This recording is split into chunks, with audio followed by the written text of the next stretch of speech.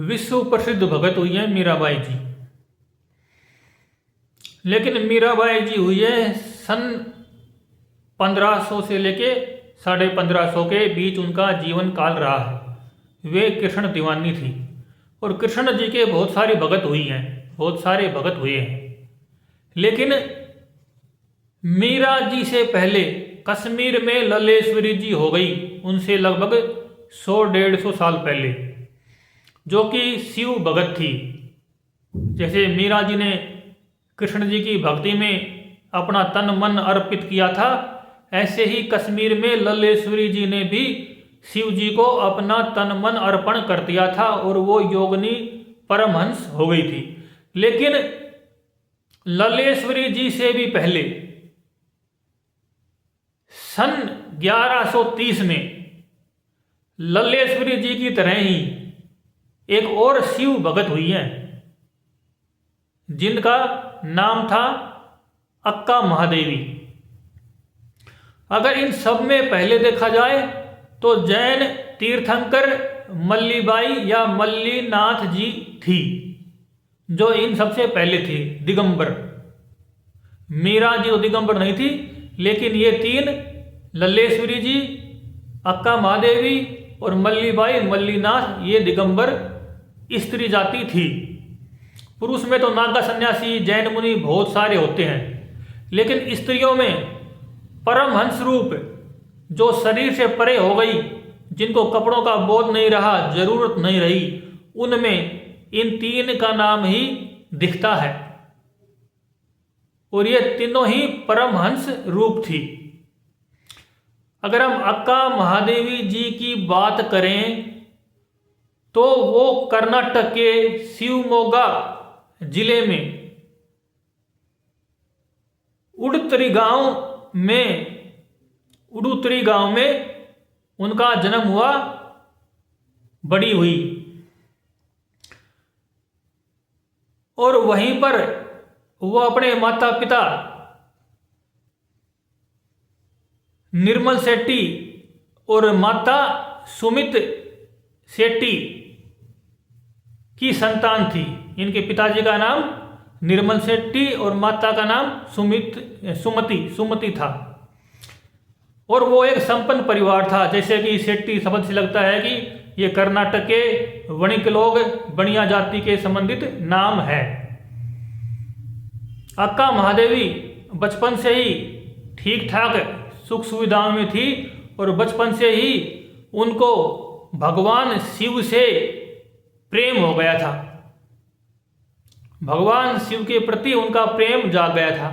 अब वो क्यों जागा, कैसे जागा, ये उनका घर का वातावरण ऐसा था या उनकी पिछले जन्मों की साधना ही थी, अब कुछ भी मान लो, लेकिन उनमें शिव जी का प्रेम जाग गया और वो शिव जी को चेन मल्लिकार्जुन नाम से पुकारती थी। चेन्ना मल्लिकार्जुन, चेन या चेन्ना मल्लिकार्जुन, जो कि मल्लिकार्जुन भगवान एक ज्योतिर्लिंग के रूप में भी आंध्र प्रदेश में है, श्री शैलम पर्वत के ऊपर। उन्हीं से अक्का महादेवी का प्रेम हुआ। कहीं ना कहीं बचपन में उन्होंने चेन्ना मल्लिकार्जुन भगवान की कोई कथा सुनी होगी, क्योंकि कथाएं ही कहीं ना कहीं प्रेरणा स्रोत होती हैं और बचपन में किसी कथा के माध्यम से ही बच्चे की भक्ति जाग जाती है। तो उन्होंने भी चेन्ना मल्लिकार्जुन ज्योतिर्लिंग से नाम लेके उन्हीं के भावना से शिव जी के प्रति प्रेम में डूब गई थी। कहते हैं कि मल्लिकार्जुन जो ज्योतिर्लिंग है श्रीशैलम पर्वत पर आंध्र प्रदेश में, उसकी दो कथाएं हैं। एक तो जब कार्तिक जी और गणेश जी का वाद विवाद हुआ कि कौन जल्दी शादी करेगा, फिर गणेश जी उस रेस में जीत गए कि पूरे ब्रह्मांड के चक्कर लगा के आओ, तो गणेश जी ने माता पिता के चक्कर लगाया और कार्तिक जी पूरे ब्रह्मांड पे चक्कर लगाने चले गए थे और गणेश जी की जीत हो गई कि माता पिता खुद ही ब्रह्मांड का रूप है, इनसे बड़ा क्या है। तो उस वजह से कार्तिक जी रूठ के श्रीशैल पर्वत वाले क्षेत्र में आ गए थे।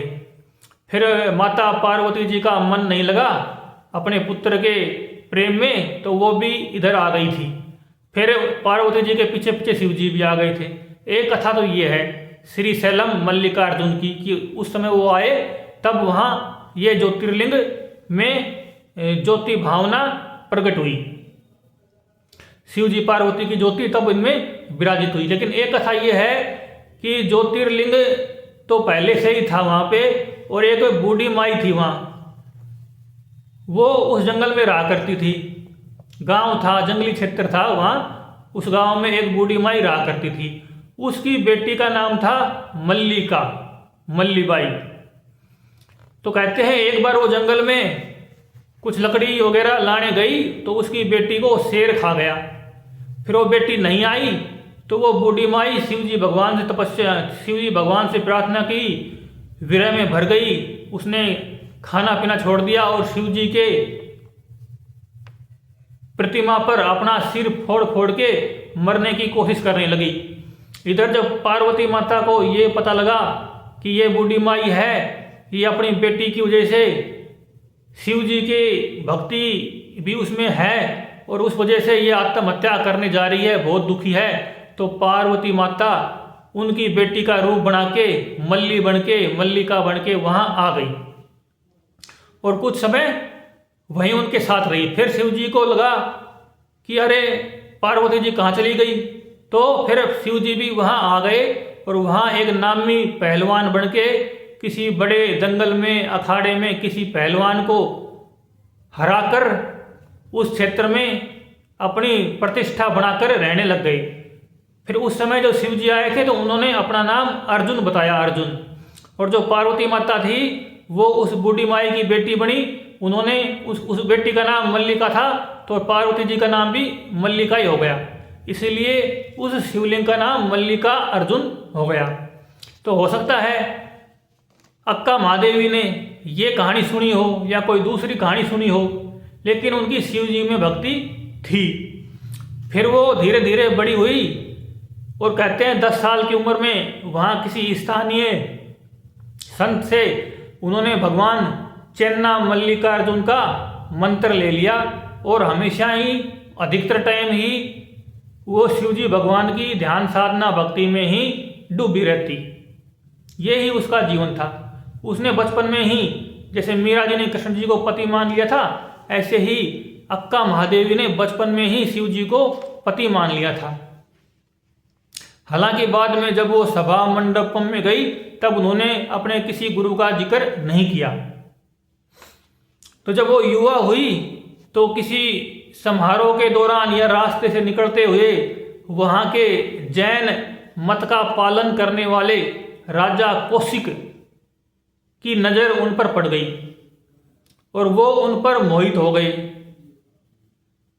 क्योंकि अक्का महादेवी जो थी उनका पहले नाम महादेवी था, अक्का तो बाद में हुआ।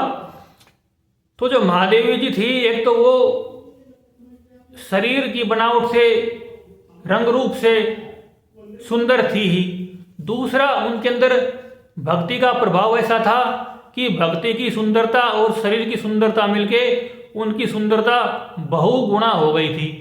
तो वहाँ के जो जैन राजा कौशिक थे, कौशिक देव, उनकी नज़र पड़ी तो उन्होंने कहा कि हमें इनसे शादी करनी ही है। उन्होंने उनके माता पिता को प्रस्ताव भेजा।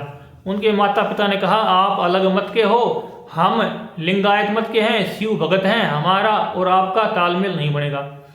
तो उस समय राजा होते थे, उनके पास पावर होती थी, तो उन्होंने तरह तरह से उनको कष्ट देना शुरू किया, उनके माँ बाप को प्रताड़ित करना शुरू किया और यहाँ तक नौबत आ गई कि उनको जेल में डाल दिया और कहा कि हम इनको जान से भी मार सकते हैं, या जेल में डालकर तरह तरह से कभी भूखा रखा, कभी प्यासा रखा, कभी फालतू मेहनत करवाई, हर तरह से जैसे मतलब उनको झुकाने में वो जैसे झुक सकते थे उसी तरह उनको झुकाने की कोशिश की गई। फिर उनका दुख दर्द देकर बेटी का मन पिघल गया। उन्होंने माँ बाप की बात मान ली। माँ बाप ने कहा कि बेटी मान लो हमारी बात, तो उन्होंने मान ली। लेकिन उन्होंने राजा के सामने शर्त रखी कि मैं राजमहल में रह लूँगी, आपसे शादी कर लूँगी, लेकिन मेरा जीवन जैसा अब है, यहाँ है, वहाँ भी ऐसा ही रहेगा, उसमें कोई फेरबदल नहीं होगी। मेरी मर्जी के खिलाफ आप मेरे शरीर को छू नहीं सकते। मेरी ध्यान साधना में, शिव भक्ति में किसी प्रकार का आप विक्षेप विघ्न नहीं करोगे। मैं जिस किसी से भी मिलूंगी, घर वालों से या दूसरे शिव भक्तों से, संतों से, तो भी आप मेरे को नहीं रोक सकते। इन शर्तों के साथ राजा को विवाह के लिए अक्का महादेवी ने रजामंदी दे दी। तब राजा ने सोचा कि हो सकता है राजमहल में जाएगी, वहाँ की शान शौकत देखेगी, सुविधाएं देखेगी, तो इसका मन बदली हो जाएगा। ऐसा सोच के राजा ने शर्तें स्वीकार कर ली। लेकिन वो राजमहल में जाके भी वो ही अपने प्रिय पति चेन्ना मल्लिकार्जुन के ध्यान भक्ति में ही डूबी रहती। राजा बहुत बार उनसे प्रेम निवेदन करता, प्रणय निवेदन करता, लेकिन वो हर बार अपने पति का ही गुणगान राजा को सुना दिया करती। जब राजा ने बार बार सोचा कि ये किसी और को ही चाहती है, मेरे को नहीं चाहती है, तो एक दिन राजा को बहुत क्रोध आ गया, गुस्सा आ गया, और उन्होंने कहा, तुम ऐसा करो, अगर तुम्हारा पति चेन्ना मल्लिकार्जुन है, मैं नहीं हूँ, तो पूरे दरबार में खड़ी होकर घोषणा कर दो। उनको दरबार में बुलाया गया, वो दरबार में हाजिर हो गई। जब दरबार में हाजिर हुई तो उनसे प्रश्न उत्तर किए गए, तुम किसको पति मानती हो? उन्होंने कहा, मैं चेन्ना मल्लिकार्जुन को पति मानती हूँ, शिव भगवान को पति मानती हूँ। बोले, तुम शिव भगवान को पति मानती हो, तो फिर हमसे क्या संबंध? तो उन्होंने कहा, हाँ, हम आपसे कोई संबंध नहीं है, आपने हमसे जबरदस्ती शादी की है, तो हमें यहाँ रहना पड़ गया है। तो बोले कि तुम एक काम करो, हमारे पास नहीं रहना चाहती तो जाओ, लेकिन हमारा जो कुछ है वो हमारा हमें लौटा दो। तुम हमारा महल छोड़ के जाओगी तो ठीक है, लेकिन तुमने जो कपड़े पहन रखे हैं, जो गहने पहन रखे हैं, ये सब कुछ मेरे हैं, राजा के हैं, तो इन सब को भी तुम छोड़ के जाओ। तो कहते हैं, अक्का महादेवी ने एक पल भी देरी नहीं की और वहीं पर सारे कपड़े गहने उतार कर गिरा दिए, और फिर अपने बहुत बड़े बड़े बालों से अपने शरीर के अंगों को ढक लिया। उनके बाल भी काफ़ी बड़े थे, और वहाँ से चल पड़ी। और चल पड़ी तो उनको पहले से ही पता था कि कल्याण में, बिदर जिले में कल्याण नामक कोई स्थान है, वहाँ पे कोई संत हैं जिन्होंने लिंगायत संप्रदाय का प्रचार प्रसार किया है पूरे कर्नाटक में। उन्होंने वहाँ पर सभा मंडप बना रखा है, जो कि एक लोकतांत्रिक धर्म संसद थी। वहाँ पर धर्म के संबंध में विचार विमर्श होता था। तो जो बसवन्ना नाम था उनका, संत जी का बसवन्ना, उन्होंने पूरे कर्नाटक में शिव जी की भक्ति का प्रचार किया था कि जो भक्ति कर्मकांड में जातियों के ऊंच नीच में अटकी हुई थी, उस भक्ति को उन्होंने जनमानस में प्रचारित किया गया था। क्योंकि पहले क्या नियम था कि जो उच्च वर्ग के, उच्च जाति के लोग ही मंदिर जा सकते थे, निम्न जाति के, निम्न वर्ग के मंदिर में जाने पर पाबंदी थी। तो उन्होंने कहा कि तुम शिव जी के मंदिर में जाओगे, हम ऐसा करते हैं, शिव जी को ही आपके हाथ पर रख देते हैं, आपके गले में माला में लगा देते हैं।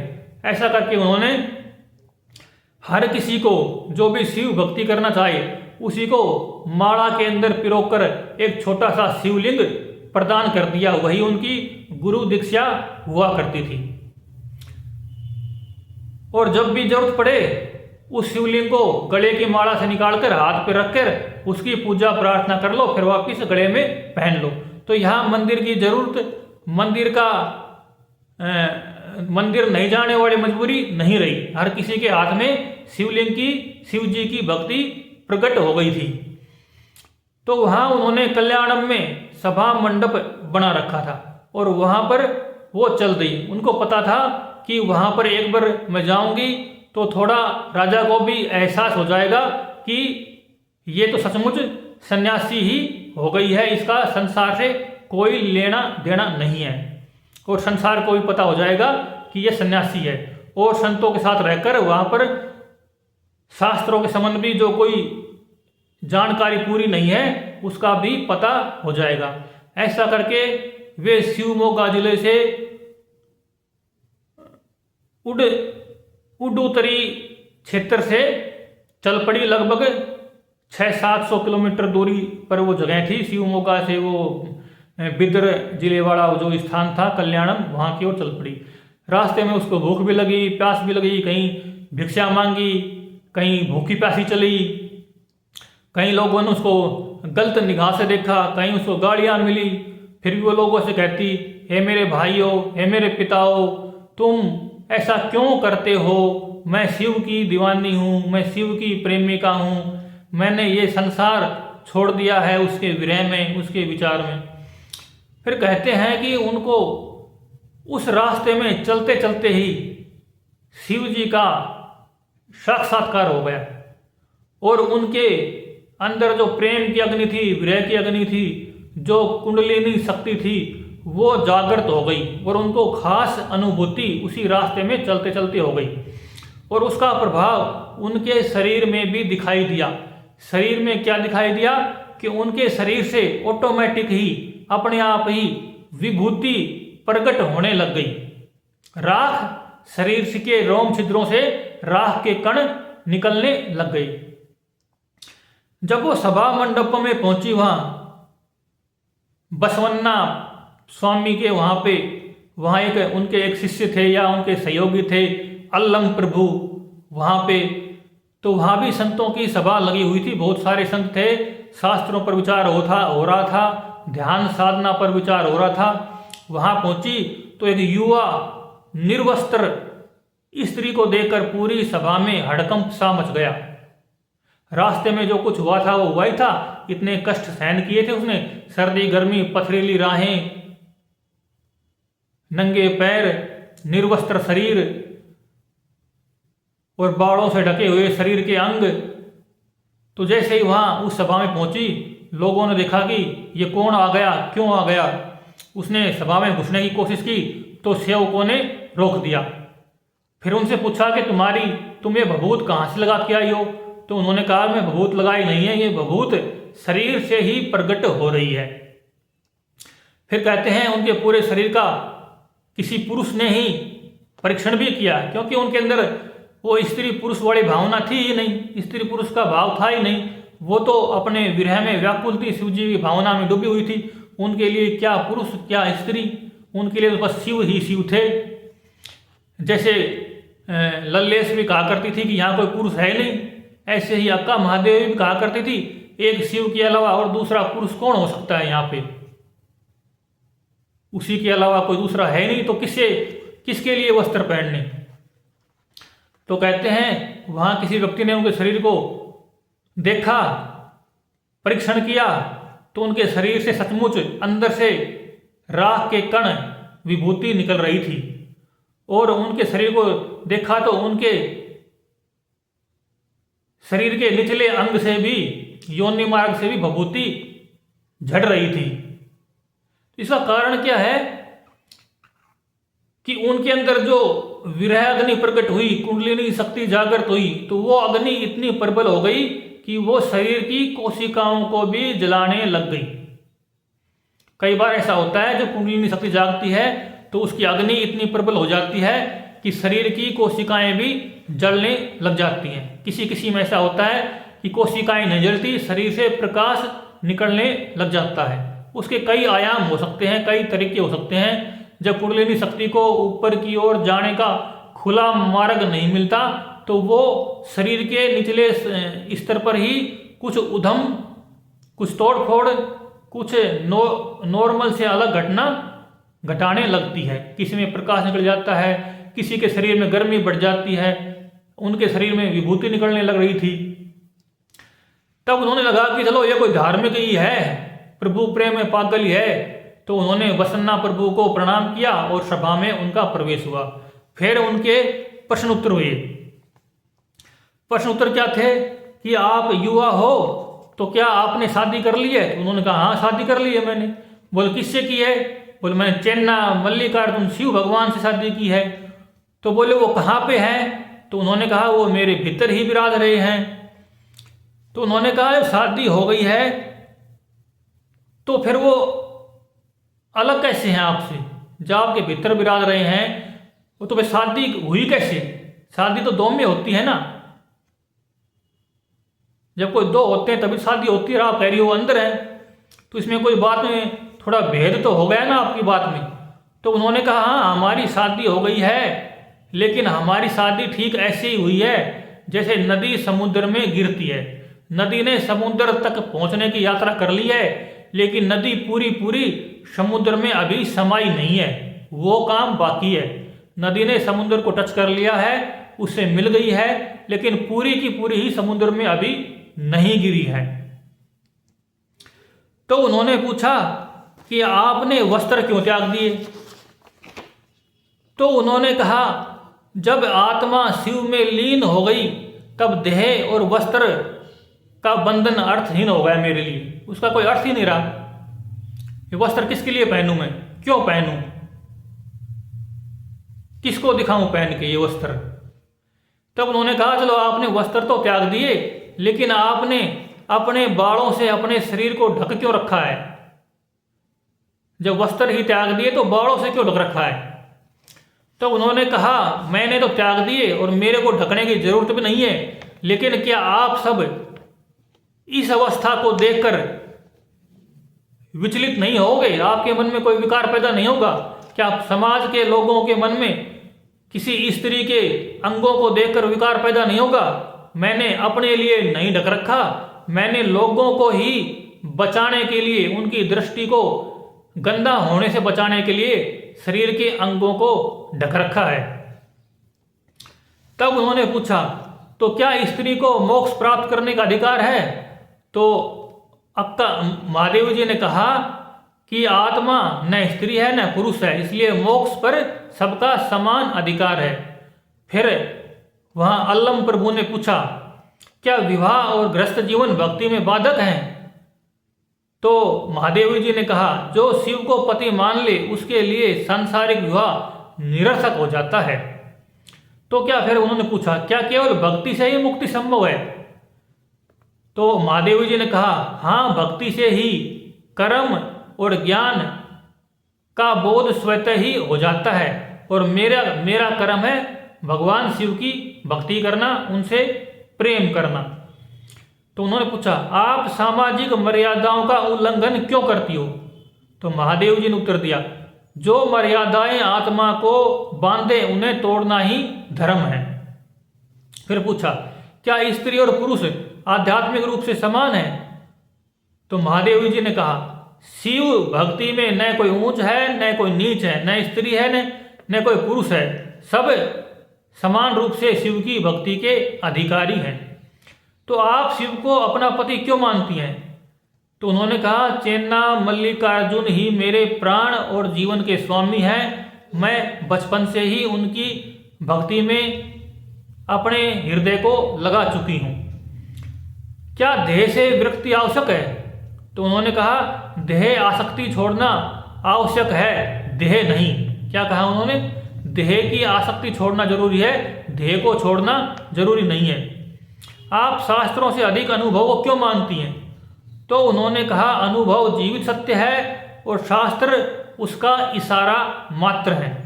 तो उन्होंने पूछा कि फिर उस परम तत्व, उस शिव तत्व का ज्ञान कैसे हो सकता है? तो उन्होंने कहा अहंकार के त्याग से और शिव के प्रति पूर्ण समर्पण से ही शिव तत्व का ज्ञान हो जाता है।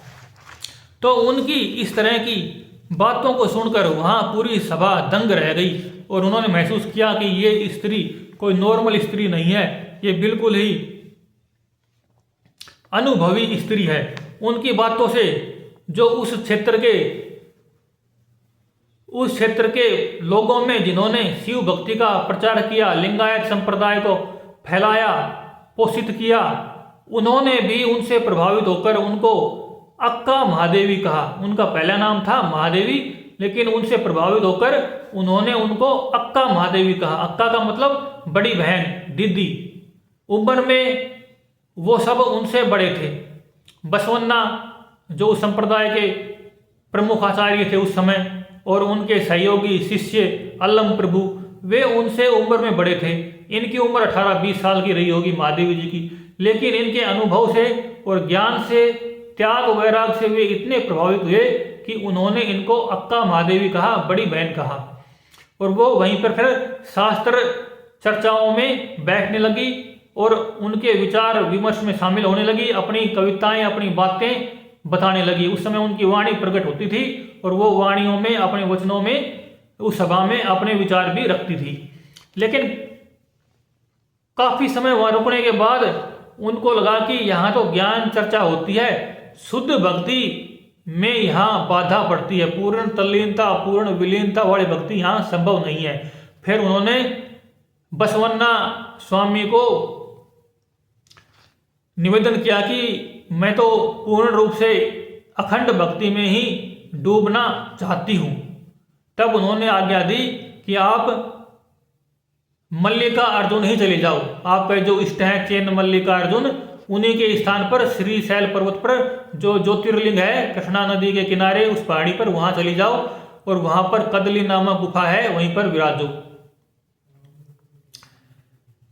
जब वो शुरू में वहां आई तो उन्होंने, जब प्रश्नोत्तर हो रहे थे तो उन्होंने प्रश्न में ये पूछा कि आपने क्या बिना गुरु के ज्ञान प्राप्त किया है? तो अक्का महादेव जी ने कहा था, नहीं, क्या बिना मां के बच्चा हो सकता है? मेरे गुरु आप सारे संत ही हो। उन्होंने किसी एक गुरु का नाम नहीं बताया, उन्होंने कहा मेरे गुरु आप सारे संत महापुरुष ही हो, उन्हीं को ही ऐसा बता दिया था। फिर कहते हैं उसके बाद वो कदली गुफा में श्रीशैल पर्वत में चेन्ना मल्लिकार्जुन, जो उनके प्राण प्रिय थे, पति थे, परमेश्वर थे, उन्हीं के पास चली गई और वहां पर उन्होंने कठोर ध्यान साधना की और उन दिव्य अनुभूतियों को प्राप्त किया जिनको योगी लोग प्राप्त करते हैं। और अंतिम अवस्था में उन्होंने सर्वव्यापक शिव तत्व को महसूस कर लिया और उस सर्वव्यापक शिव तत्व में समा गई। और कहते हैं जो आखिरी में उनका शरीर भी ज्योतिर्लिंग मल्लिकार्जुन में ही समा गया। तो चैन मल्लिकार्जुन का अर्थ होता है सुंदर जूही चमेली के फूलों जैसा सफेद चमकदार। तो वो हमेशा यही कहा करते थे, मेरा सफेद सुंदर फूलों जैसा सुंदर भगवान, सफेद फूल जैसा सुंदर भगवान चैन मल्लिकार्जुन ही उनको वो पुकारा करती थी और उन्हीं में जाके समा गई। उनकी कविताएं भी सीधी सीधी, छोटी छोटी, साफ सुथरी हैं, वैराग्य पूर्ण, प्रेम पूर्ण, दीवानगी से भरी हुई कुछ कविताएं उन्होंने लिखी हैं, कुछ वचन उन्होंने कहे हैं। उनका जीवन काल बहुत थोड़ा था, सन 1130 से लेके 1160 तक में ही उन्होंने सब कुछ विरय, वैराग्य, ज्ञान, बोध, शास्त्र चर्चा सब कुछ उन्होंने कर लिया उसी 30 साल के जीवन काल में ही। मीरा जी का जीवन काल भी लगभग 40-42 साल ही बताते हैं। कुछ भक्त कम उम्र में होते हैं, कुछ भक्त लंबी उम्र जीते हैं, ये भी अलग अलग है। जैसे शंकराचार्य जी थे, वो 32 साल की उम्र रहे थे। शंकराचार्य जी के दादा गुरु जी थे, वो 150 साल के उम्र तक रहे थे। उनकी कुछ कविताएं हैं या उनके कुछ वचन हैं अक्का महादेवी जी के। हे भूख मत मचल, प्यास तड़प मत, हे नींद मत सता, क्रोध मचा मत उथल पुथल, हे मोहपास अपने ढील, लोभ मत ललचा, हे मदहोश मत कर, हे ईर्ष्या जलाना छोड़ दे, हे चराचर चूकना मत, आई हूं संदेश लेकर चेन्ना मल्लिकार्जुन का। हे मेरे जूही के फूल जैसे ईश्वर, मंगवाओ मुझसे भीख और कुछ ऐसा करो कि भूल जाऊं अपना घर पूरी तरह। झोली फैलाऊं और न मिले कोई भीख, और हाथ बढ़ाए कुछ देने को तो वह गिर जाए नीचे, तो कुत्ता आ जाए और उसे झपटकर छीन ले मुझसे। प्रेम किया है सुंदरतम से, मरण न उसका, क्षरण न उसका, रूप न उसका, देश न उसका, जन्म नहीं अंत नहीं। माँ सुन मेरा प्रेम वही है, जूं ही जैसे धवल कांत संग मुझको रहना। बाकी पतियों का क्या करना, जिन्हें एक दिन मर जाना है। उन्हें उठा लो चूल्हे में डालो, मेरा पति तो अजर है, अगम है, एक अकेला सुंदर दम है। नदी पार करने के बाद मल्ला को कौन पूछेगा, हे देव विश्वास को से ठेस लगने पर फिर से सद्गुण कौन परखेगा, हे प्रभु जले पर कौन नमक छिड़केगा। सुनो हे मल्लिकार्जुन, नदी पार करने के बाद मल्लाह को कौन पूछेगा। जैसे रेशम का कीड़ा बुनता है अपना घर, सह प्रेम अपनी ही मज्जा से और मर जाता है अपनी देह से लिपटे, वैसे ही मैं जलती हूँ अपनी देह की इच्छा में। चीर डालो हो प्रभु कामना से मेरा हृदय। भूख लगे तो गांव में भिक्षा मिल जाएगी, प्यास लगे तो कुआं तालाब मिल जाएगा, सोने को खंडर मंदिर मिल जाएगा। हे चेन्ना मल्लिकार्जुन, आत्मा के साथ के लिए तू ही मेरे पास है। बदन पर उसके मलूंगी शांति अनहद को बनाकर, गंध शीतल और अक्षय पात्र में चावल परसूंगी। पुष्प अपने हृदय को उसको चढ़ा दूंगी, प्रीति पूरित भावना की धूप सुलगा कर धरूंगी। मधुरम शिवलोर में दीपक जला दूंगी। याद करता जिस तरह कोई अपने प्रिय को मैं याद करती हूँ तुझे, हे मल्लिकार्जुन तेरे बिना यह देह व्यर्थ है, जैसे मुरझाया फूल बिना सुगंध के।